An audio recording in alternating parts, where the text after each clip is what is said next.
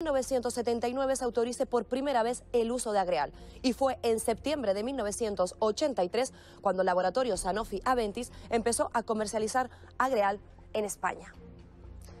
Desde entonces todas las historias empiezan igual, con estas palabras: les voy a recetar Agreal. Ahí lo están viendo, un medicamento totalmente inocuo, sin efectos secundarios, y esta era la frase estándar que se escuchó en multitud de consultas ginecológicas y centros de salud españoles entre 1983 y 2005.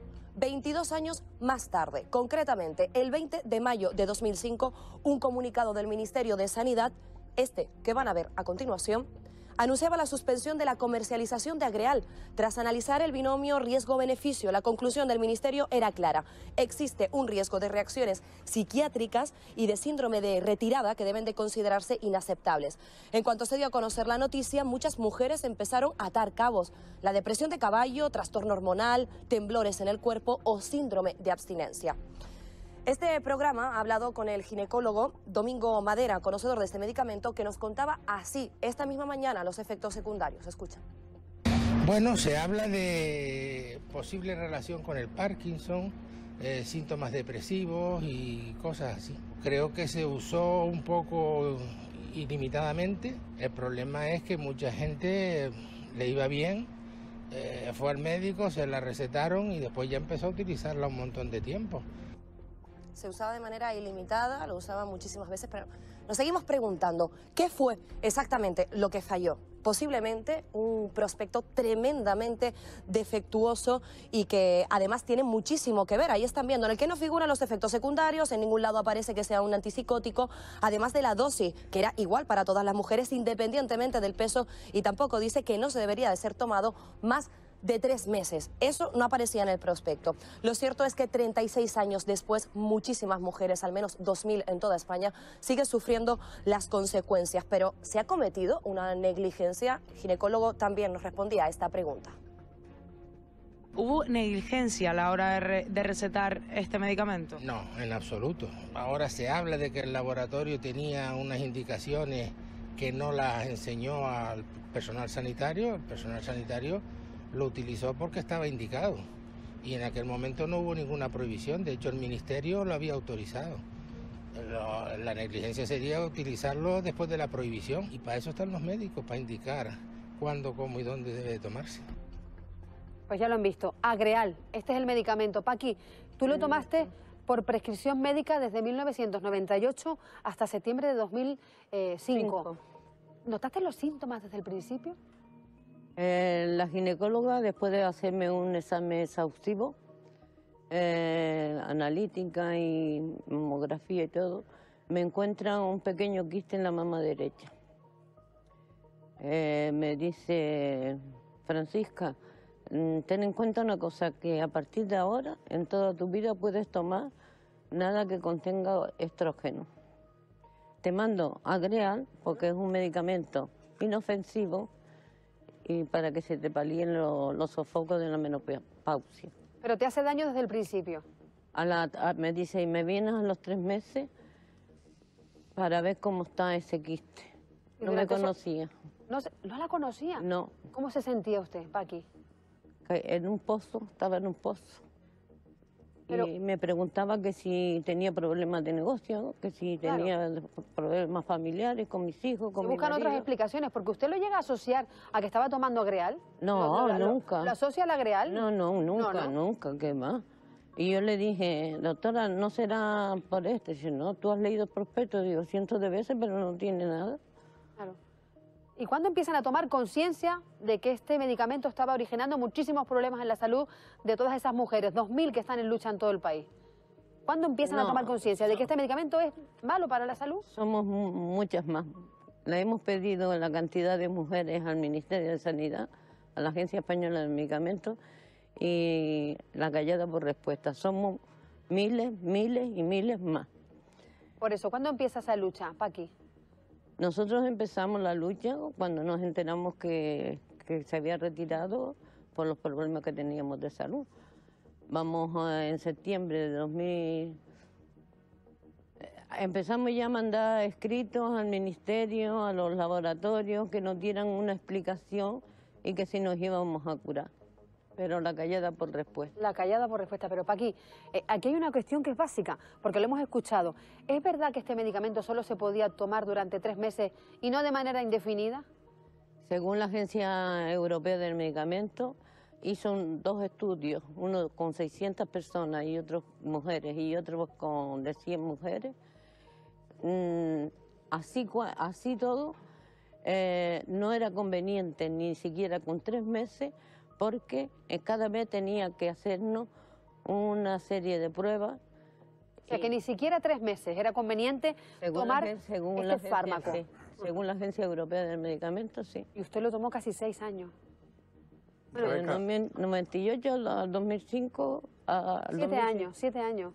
Sí, ininterrumpidamente. Hasta casi que se prohíbe, hasta ese momento, días de descanso. hasta septiembre de 2005, que es cuando se prohíbe finalmente este medicamento. Y voy a la farmacia, compro la de septiembre, que todavía estaba en eso, y después a partir del día 15 de septiembre ya no lo retiraron. ¿Y qué le dice su ginecóloga cuando retiran este medicamento y ve sus síntomas, Es que ella sabía lo mismo que su yo, estado? porque no tenía ficha técnica. La ficha técnica es un documento expresamente para los médicos.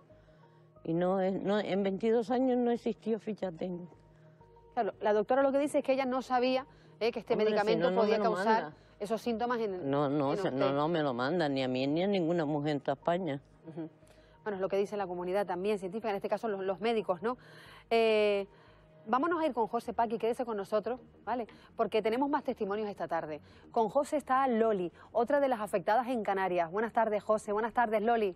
Buenas tardes, Rebeca. Estamos con Loli, ella tiene 68 años, tomó el Agreal durante 5 años, desde el 2000 al 2005, y asegura que esas contraindicaciones le han traído pérdida de memoria y además con tu familia has tenido muchos problemas.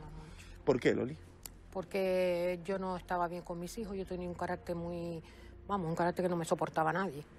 Y todo el día llorando, todo el día dándole gritos, me acostaba, me ponía en el sillón y no me quería levantar ni a preparar comida ni a nada, porque no tenía ganas. ¿Tienes claro que este medicamento te afectó psicológicamente y hasta psiquiátricamente? Sí. Incluso hoy fui a hablar con mi ginecólogo y se lo pregunté, mira, me pasa esto. Y claro, me mandaban pastillas para los nervios. Y según dice, con este medicamento no se podía tomar nada. Y yo sí estaba tomando para Loli, los nervios. incluso me comentabas antes que te tuviste que separar de tu marido porque no te aguantaba me aguantaba, carácter ni debido a este medicamento. No. ¿Te quedan lágrimas? No. Lágrimas no. ¿Cómo es tu vida ahora después de Mi tomar el Agreal? vida, yo estuve trabajando, estaba muy bien, trabajaba, atendía a mis hijos y tal, pero después ya empezó una caída, que ya hoy día salgo a la calle, voy a una piscina, porque me voy obligada, pero estoy muy bajona. Voy caminando por la calle, me voy para los lados, estoy en mi casa igual, me voy para los lados, no estoy descentrada, empiezo una conversación. Y te cuesta terminarla. Sí. Además hay un elemento clave en todo esto y es que los términos secundarios, los efectos secundarios, mejor dicho, del Agreal, hacen que esto sea crónico, que se mantenga en el tiempo. Sí, a peor. Vamos a peor. Ya hace desde el 2005 ya no estás tomando este medicamento. No. 13 años después sigue siendo una víctima del Agreal. Sí. Y estuve mucho tiempo, tenía el síndrome de abstinencia, unos sudores cuando me la retiraron, unos sudores, una fatiga, un malestar en el cuerpo. A mí me gustaría que contaras una cuestión que es muy difícil y muy complicada. Sufriste un cáncer. Sí, de pecho. El médico te dijo que ese cáncer un 90%, que sí, tenía que ver el Agreal. De hecho, no pudiste darte la quimioterapia. Me di 3 sesiones, 3 ciclos, no me pude dar los 6. Tuve que firmar para que el oncólogo dejara de dármela. Él lo decía, que me veía muy mal, pero que como médico, oncólogo, su eso era de dame la quimio. Eso es terrible. Yo le decía que no podía. Y dice, entonces, Loli, tienes que firmar como que tenía que darte lo demás. Digo, pero no me niego y si ya, porque te está haciendo mucho daño, pero nosotros no podemos retirarla. Eso es terrible. Nuestra obligación es que sigas con ella. Como decías antes, no te quedan lágrimas, pero sí te quedan fuerzas para seguir luchando. La poquita ¿Qué fuerza le que pides a tengo, los tribunales? ¿Qué les pides a los órganos competentes? Bueno, yo le pido, antes que nada, que no me la pueden dar, es que me vuelva mi salud. O que hagan un centro donde nosotros nos reconozcan y donde nos ayuden donde nos ayuden principalmente. Porque a mí los médicos me han tratado de hipocondriaca, me han tratado de loca, me han tratado que soy una maniática. Entonces ya un tiempo dejé yo de ir a los neurólogos y eso porque por el trato que tenía. Gracias a Dios, no a todas. A Paqui no, Paqui ha tenido mucha suerte. Yo no he tenido mucha suerte. Entonces empecé a dejar de ir porque ya iba y me decían eso. Usted es una hipocondríaca, usted siempre está mala, usted esto, usted lo otro. Entonces, pues claro, me ponía yo a llorar, me veía impotente y yo decía, no voy más, no me cree nadie. Muchísimas gracias, muchísima Gracias. fuerza A a ti, seguir José. adelante. Esta es la historia de Loli Artiles, una mujer canaria. Como ella, hay más de 2000 mujeres más, Rebeca. Y Paqui, que me estaba contando ahora, ¿verdad, Paqui? Las secuelas que le quedan después de haber tomado Agreal. Me decía, depresión, una depresión constante, que no se le va. Como la coba un pino, esto todavía sigo como si me hubiera tomado las 3 primeras cajas en un pozo. Ay, Paqui.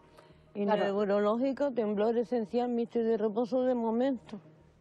Claro, la pregunta que yo quiero trasladar a la mesa, Paqui, es cómo pudo fallar el sistema médico en este momento, el sistema Médicos no, porque los médicos no No, pero tienen yo estoy culpa. horrorizado porque Farmacéutico. aquí los médicos también tienen responsabilidad, le gusta o no. Y le voy a explicar por qué. Mire, los medicamentos cuando salen al mercado ya han pasado una serie de controles y una serie de pruebas.